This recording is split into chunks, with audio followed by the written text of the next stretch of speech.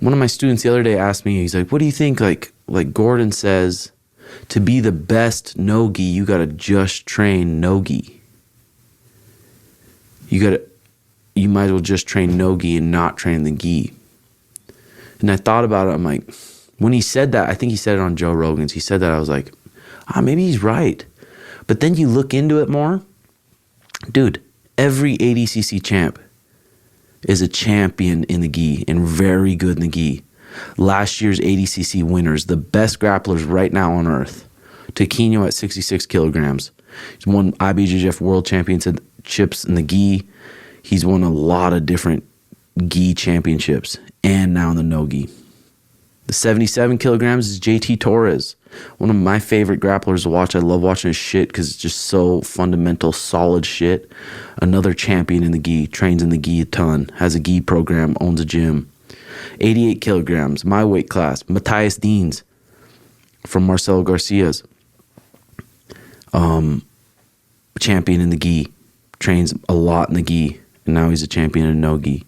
And then you got Gordon Ryan, who doesn't train in the gi, which it would suck to be a black belt and be like, go to a different city or go to a gym and the gym only trains gi. And be like, no, I can't train with those guys. They'll beat me up because they got gis on. That's true.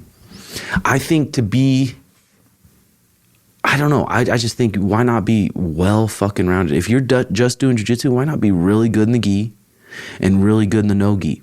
A lot of people switch up the seasons. There's a no-gi season, which is kind of the fall, end of summer, fall season. And then coming into Christmas, now we're getting into the gi season. A lot of people do it by seasons. Kenan Duarte, 99 kilogram plus winner. A world champion in the gi. Very fucking good in the gi. I think he's focusing more on no-gi now too. And then absolute champion Gordon, super fight champion Andre Galvo, trains in the gi. But even all old school ADCC champions, they're mostly gi guys.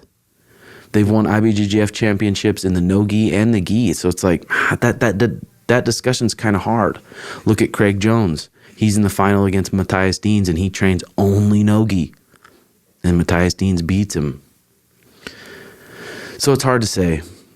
But I guess we're kind of biased because we do train in the gi a lot and have a lot of enjoyment training in the gi. But I don't know. I feel like, even Taquinho says it, the gi is very complicated with all the grips. There's a lot more complication in the gi.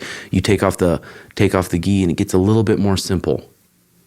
A little bit more simple. You'll make less mistakes. The gi I like too is because you can do it when you're way older. You can do it in your 40s and 50s and you can kind of slow it down a little bit with the grips. And I definitely want to be still training hard when I'm older, and not have to be scrapping in the no-gi. So I don't know. It's an interesting debate. But if you look at all the champions right now and all the champions before in the ADCC, they all train in the gi. Except Gordon. I'm sure fucking Gordon's good in the gi too. Yeah, I'm sure he is too. But I'm surprised that he's just like, nah, fuck the gi. But before he said I'm going to be a champion in the gi too. But then he maybe kind of just threw that. I think it's harder to be champ in the gi. Oh, bro. I feel like I'm mentally more drained when I'm doing like hard rounds in the gi. Yeah. You have to think more. And then no gi, I feel like you could get away when you're like super like an athletic wrestler or something. You're just like go, go, go, go. And it's just like slippery. Mm-hmm. But I like both equally, honestly. Yeah. Same for me.